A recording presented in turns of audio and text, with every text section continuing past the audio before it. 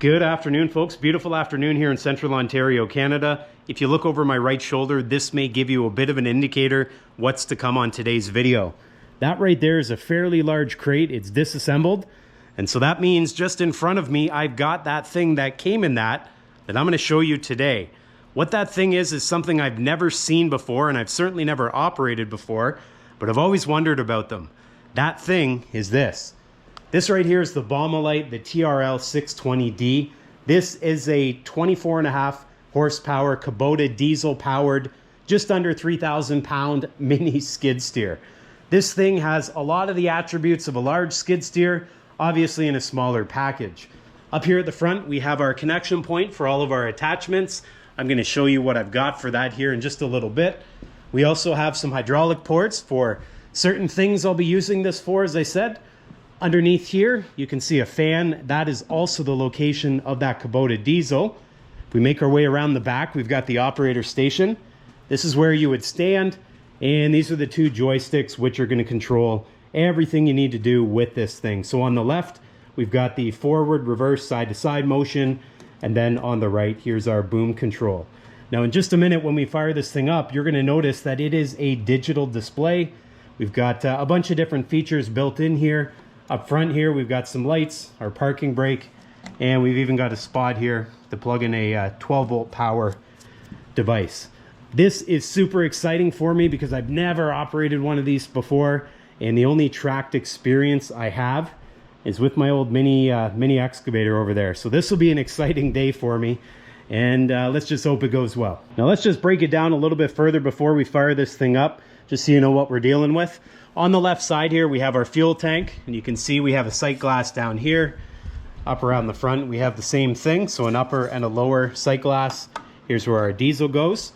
We've got our air filter here on the left. Down below, we've got our tracks, and as you can tell, these tracks actually have a little bit of a spring to it at the front idler, so if you ever bump into something heavy, you know, and it doesn't move, well, that will actually give just a little bit, which is kind of a unique feature.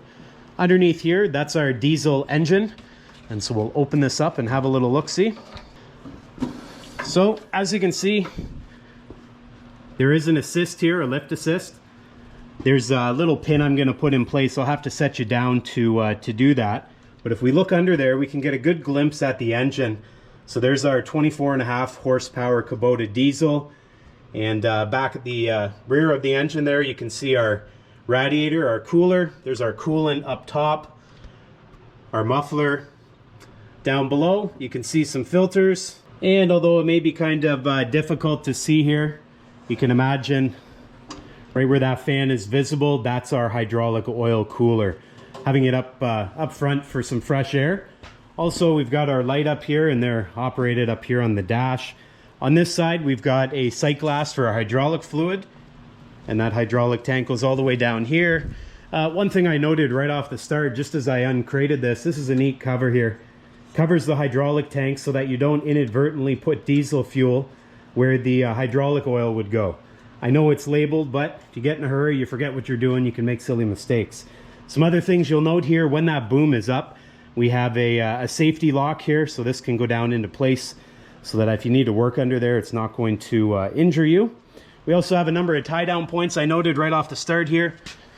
And so that's quite handy for when you transport this unit.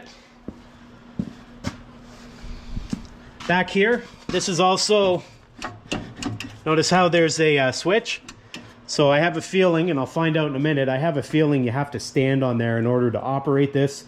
That way it doesn't get away from you if you weren't standing up there. Down below here, you can also see we have some built-in fuel filters there. We also, at the bottom of the fuel tank, you can see that valve there. You could shut it off, which is quite nice if you have to work on anything.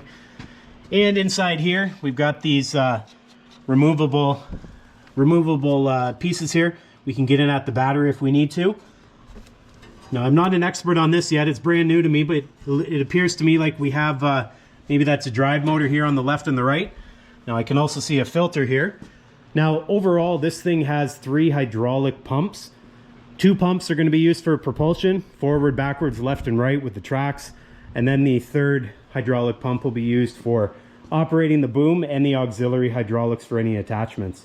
So this thing, as I mentioned before, weighs just under 3,000 pounds as it sits. You can get a weight kit for this, which will put it at 3,170 pounds. Other things that I noted about this, it does have a case drain, which is nice.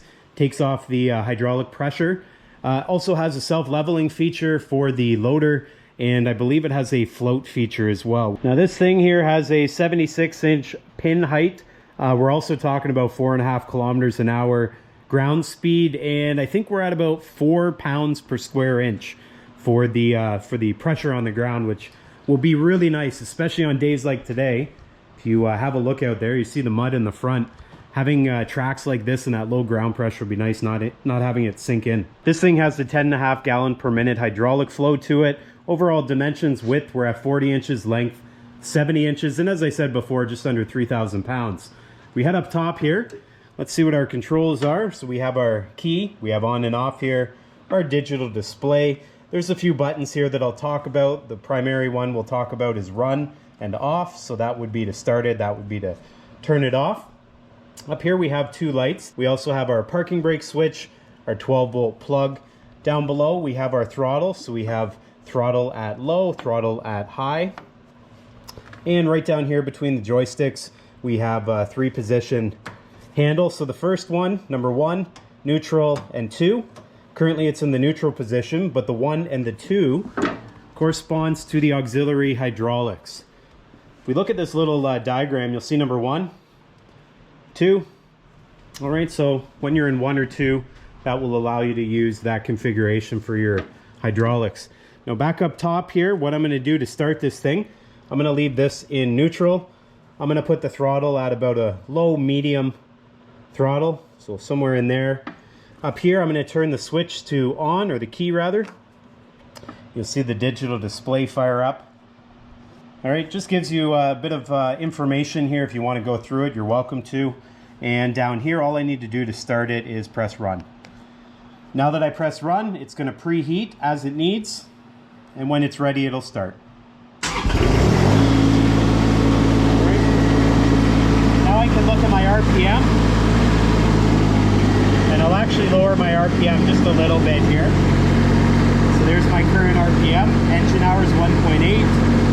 Battery voltage, and it'll keep going through some of the parameters: engine temperature, pump pressure, hydraulic oil temperature, and these numbers will keep going up, some of them anyways. Alright, and I can use the buttons here to scroll through some more parameters. I'm going to leave it as it is for now. I still have a lot to learn with the digital output.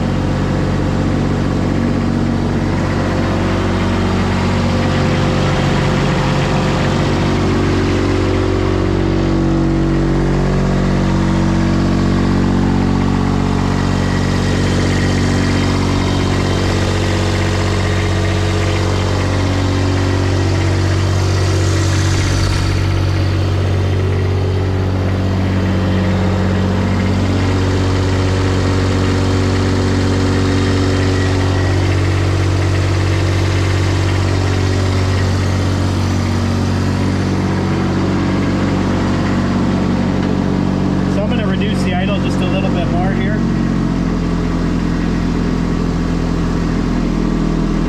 And maybe we'll bring it, there we go, bring it right down there. Okay, so that's the lowest idle setting. So we're right around 1200 RPM. And we'll just check out the parameters again. 124, so temperature's coming up nice. And so we'll let that go for a few minutes, warm up, and then we're going to take our inaugural test drive. Here we go.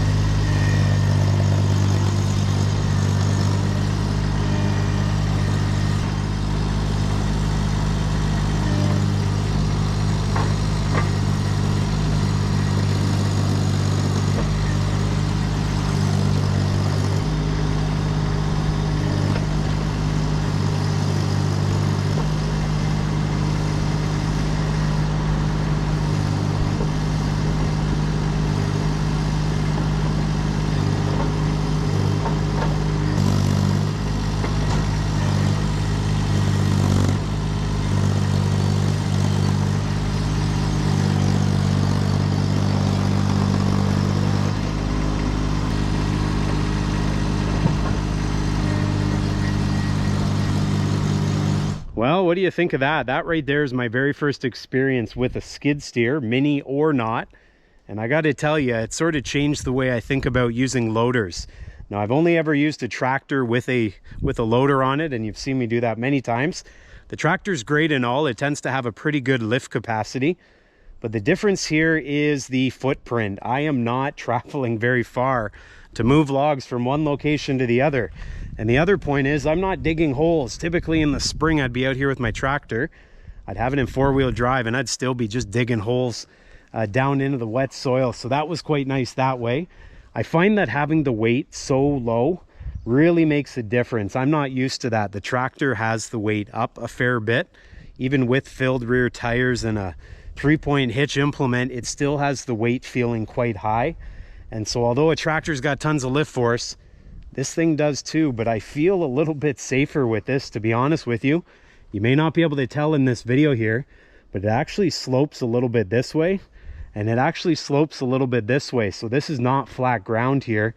And I had some pretty good weight on there at times, and well, it put it up there very easily. And that's what was kind of reassuring for me. I was a little worried with this machine.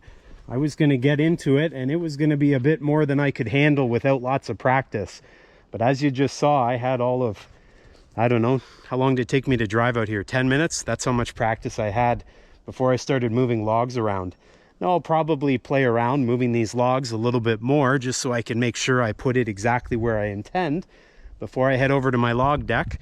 And at some point I'll make my way out to the sawmill with this as well. And I'm sure at some point I'll get the grapple loaded on this mini skid steer, which I'll show you in a future episode, and we'll load a few logs on the sawmill as well. But overall, first experience, I'm still kind of shocked at how well this did. I didn't have expectations really for it, and I can tell you, skid steers, mini skid steers like this, they may be changing the way that I think about doing things from here on out, because this thing was a treat. And just in case you're interested, the forks that I was using here today, they're 42 inches long, 3 inches wide. Company here, Martatch. So this is a Ontario, Canada company, and well, they worked out quite well. I like these compared to my tractor forks just because they have a little bit more visibility. They also have these little notches across the top, and I locked them into place on the outside notches there. It gave me lots of width for the logs that I was using. And just so you know how the attachments hook up here, I'll show you in another video as well. But right here, I'm not going to pull it out, but this pin, there's two of them. It just swings out and it's spring loaded. If you look down below here, it's spring loaded. So swing it out, pull it up, put it back on top of that stop, take the attachment off, put on your next one, and away you go. Anyways, that's going to do it for me here today. To say that I'm not going to get much use out of this would be an absolute lie. I think I'm going to be living on this thing for the next while.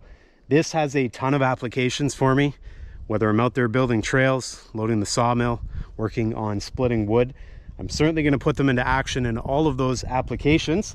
And so hopefully you come back and join me for that. Maybe you own one of these. Maybe you have used one of these. Let me know your comments down below. I'd love to hear it. As always, do me that big favor. Give this video the like-a-roo. Make sure you subscribe, and I'll see you next time.